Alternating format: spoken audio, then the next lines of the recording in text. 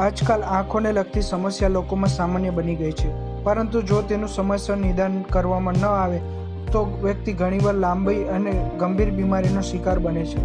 ત્યારે અમદાવાદ એરપોર્ટ પર health lounge centre સ્થિત ઓટોમેટેડ આઈ સ્કેન મશીન એ આંખોને લગતી તમામ સમસ્યાની અગમ જાણકારી આપવામાં સક્ષમ છે.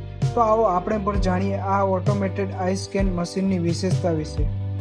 હું doctor Mahendra Nagwariya, chairman of Asian bariatrics અને AV plus specialty hospital, AV plus health lounge.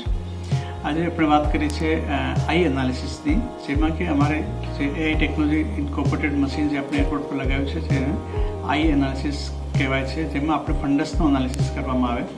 હવે કોઈ બી નોર્મલ માણસ રૂટીનલી કોઈ પોતાની આંખો ચેક કરવા જતું નથી, કોઈ પાસે ટાઈમ હોતો નથી.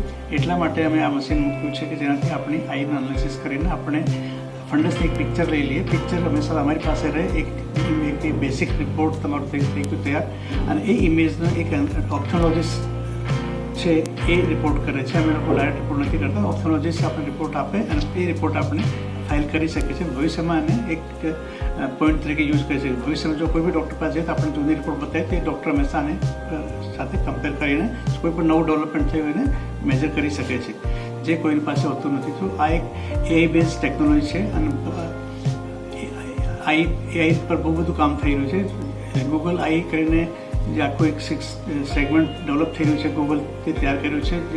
એ લોકો લાખોની સંખ્યામાં કે કરોડોની સંખ્યામાં આઈના ઇમેજીસ લીધા છે. એનાથી આર્ટિફિશિયલ ઇન્ટેલિજન્સ યુઝ કરીને they are trying to diagnose different illnesses, જેમ કે ડાયાબિટીઝ, બ્લડ પ્રેશર કે હાર્ટ ડિઝીઝ કે અલગ અલગ ટાઈપની જે બીમારીઓ છે એ આઈથી બી મેજર થઈને આપણે એનાલિસિસ કરીને રિપોર્ટ કરી શકીશું. તો આ એક ઇમેજ હશે આપણી પાસે, તો એનાથી આપણે ભવિષ્યમાં કોઈ પણ બીમારી આવવાની હશે તો આપણે પ્રિડિક્ટ કરી શકીએ કે હા હવે ડાયાબિટીઝ આવવાની તૈયારી છે, તો આપણે એના માટે પ્રિવેન્શન માટેના જે ઉપાયો છે ત્યારથી કરીએ તો આપણે ડાયાબિટીઝથી બચી શકીએ છીએ કે બ્લડ પ્રેશરથી બચી શકીએ છીએ. આ જે ઓવી મશીન છે અમે નોર્વેથી ઇમ્પોર્ટ કર્યું છે. પહેલાંના જમાનામાં હંમેશા ફંડસની પિક્ચર માટે ફંડોસ્કોપ કરીને એક મશીન, એક ઓપ્થોલોજીસ્ટ રાખતા હતા, એક નાની મશીન જેના અંદરથી ડાયરેક્ટ પોતે જોતા હતા ફંડસમાં. આ મશીન છે એ મશીન પર તમારી આંખનું આપણી આંખોનું પિક્ચર છે ડાયરેક્ટ મશીન લઈ લે છે અને અલગ અલગ ટાઈપના પિક્ચર્સ લેશે અને એઆઈ ટેકનોલોજીથી આપણે રિપોર્ટ કરવામાં આવે છે. અને આ મશીન છે એ ડિજિટલ નોન એનર્જી તો છે જ, પણ આપણે એક પેરામીટરને ફિક્સ કરવા માટે કે જે આ એજમાં તમારી આંખની આ ઇમેજ હતી અને ભવિષ્યમાં 5 વર્ષ 10 વર્ષ પછી કંઈ ચેન્જ થશે તો એ ચેન્જથી આપણને કમ્પેરિઝન કરવાની એક તક મળે અને એ કમ્પેરિઝન હંમેશા આપણે કોઈ પણ બીમારી આવવાની હોય તો એને અટકાવવા માટે બી એક ઉપાય મળી શકે છે. આ બધી મશીનો, આ બધા રિપોર્ટોનું અમે લોકો સેન્ટ્રલ એનાલિસિસ કરીએ છીએ અમારા ઓફિસથી, બેક ઓફિસમાં, કેમ કે બધી વસ્તુ એરપોર્ટ પર પોસિબલ નથી.